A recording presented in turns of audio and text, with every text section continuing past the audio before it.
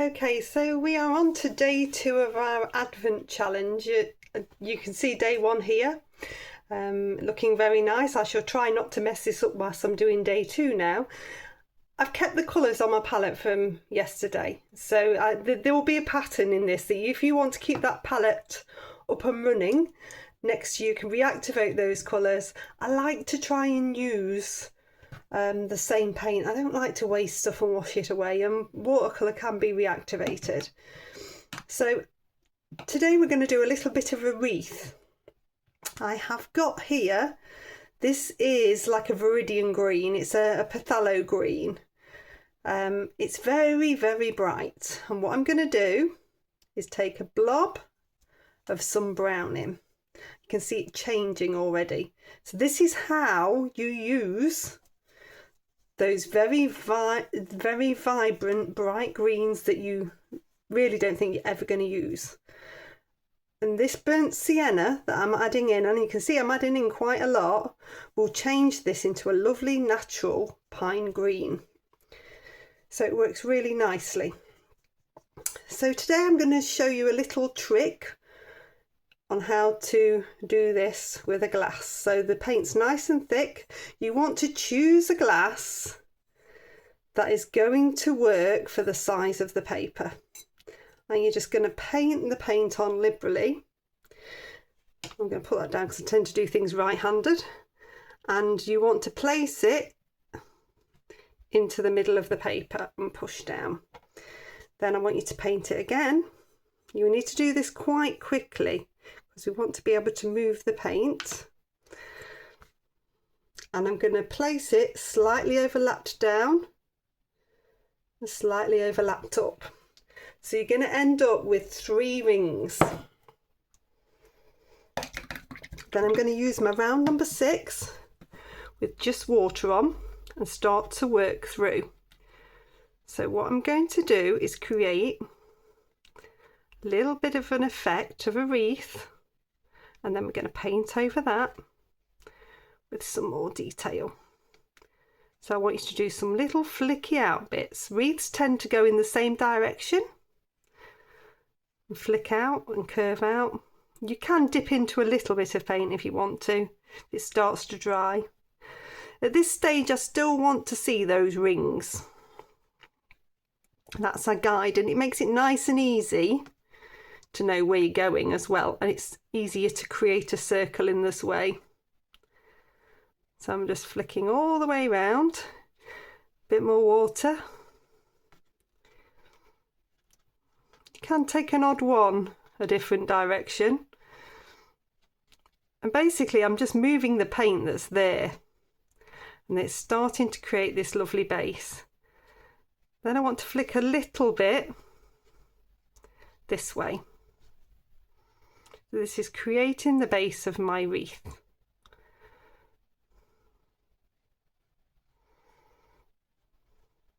Only little flicks on the inside, unless you want to go really arty. It's a bit more water. You'll find the cotton paper does soak it up as you're going round.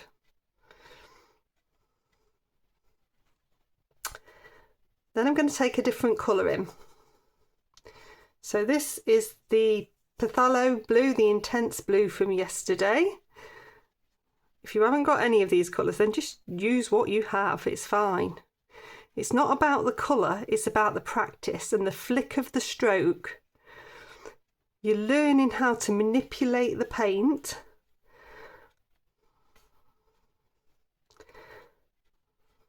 And it's the varying of the pressure and the flick one way and the other that starts to build your confidence. This is all with around number 6.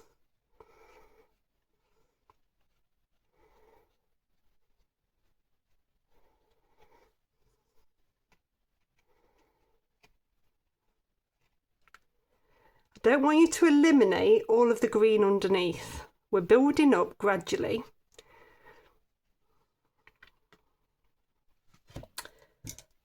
I'm going to swap down to my rigger. Now a rigger is a long thin brush. This is a number 2 rigger.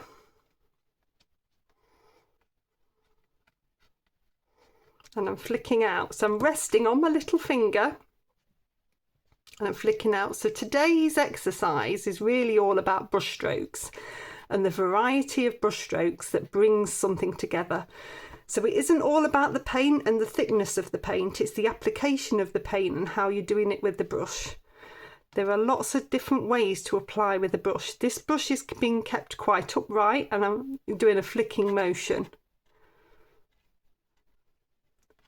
I want the rig is great because it keeps a lot of paint. You don't have to keep dipping back in, but it also makes it really nice and random because you can't control exactly where those strokes are going.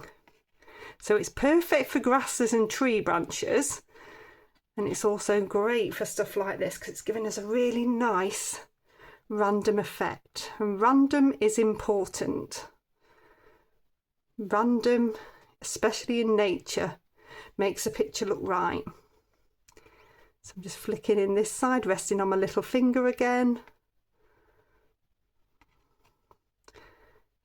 So following a similar sort of stroke to what we did before, but you can see that it's starting to build up. So I'm going to go back to my round number 6 now, and I'm going to come in with the thicker green.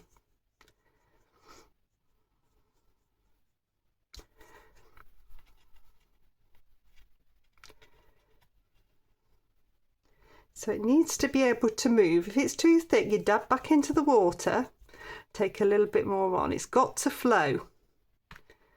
If it's coming on and looks what I call bitty, it's not working.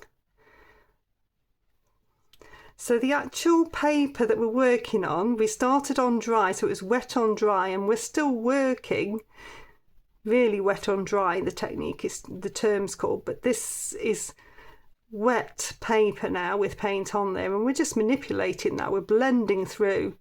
So you'll start to lose some of that ring now because this is a darker colour, the same colour that we started with. And that's blending through.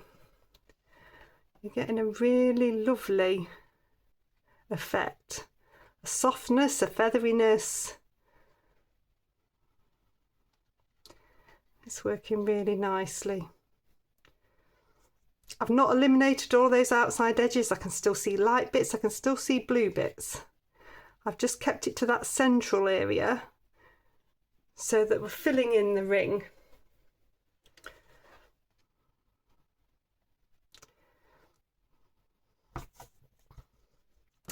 And then I'm going to do a few leaf shapes.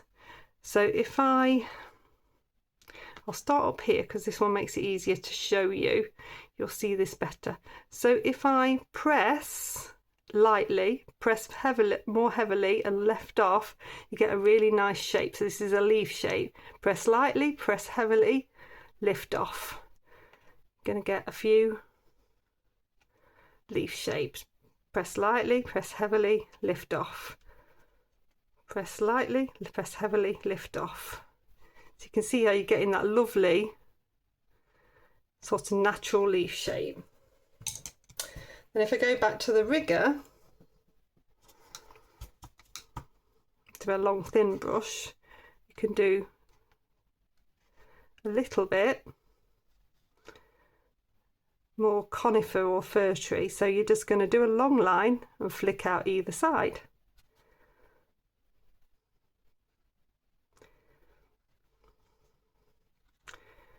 Long line, flick out either side.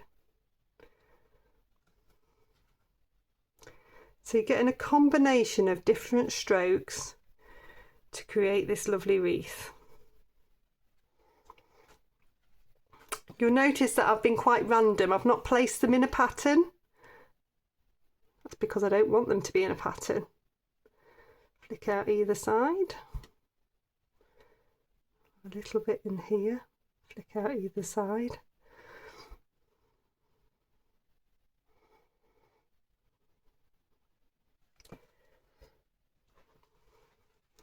So I'm just looking to really balance it. Balance is a personal thing. It's something, some people will like it in a different way. So I'm just looking for my balance.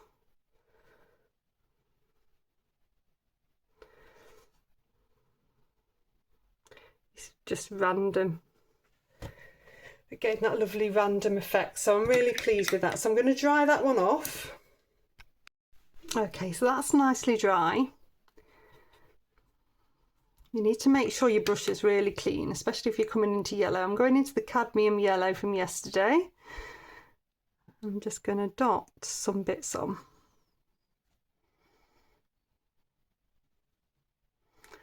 Again, quite random.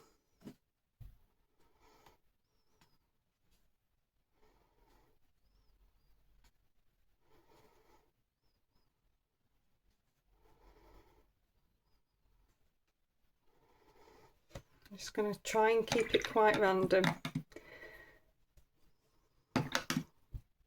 Then I'm going to do the same with some cadmium red. You can use whatever colours you like.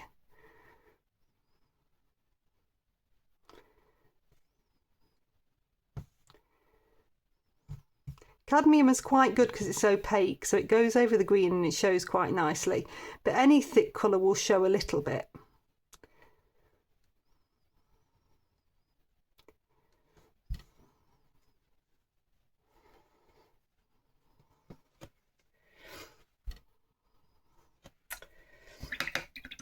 I've tried to be quite random about it, and I've got a water spritzer here. I'm just going to very lightly spritz, try to cover up this one, so that some of them move a little bit. So I'm quite close. I can see some of those flowing in. Sometimes it's just waiting for that movement. Sometimes you think it's not done it, but then if you wait, you'll see that they're starting to flow. So I'm going to dry this one off.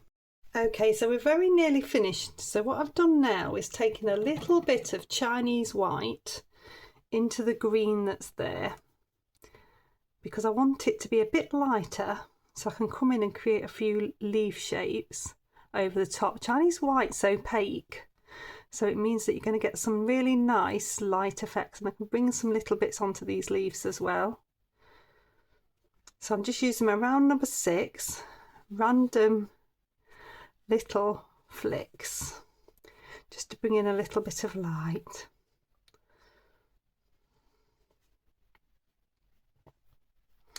Don't want you to do too many because we're going to dip into a few other colours. It's just giving it a little bit of a lift. It just seemed a little bit heavy to me. I'm going to do the same with the blue. So again, I'm dipping into a little bit of Chinese white. So that's just the white on my... And it can basically, you're changing any colour, you're lightening it a bit and you're just making it a little bit opaque.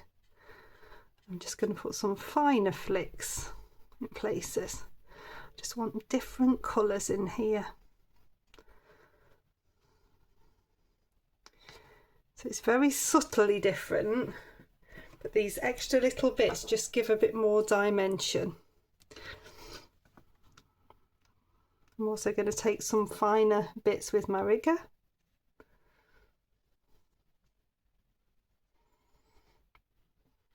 I want you to especially come through the darker bits that we created for the leaves,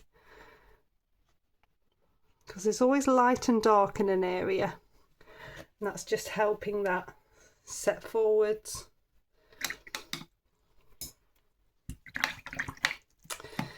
And then the last one that I'm going to do, just dipping into the Chinese white again, and a little bit of the cadmium yellow. Just want to lighten those up a little bit in places. I think that's going to really nicely lift it.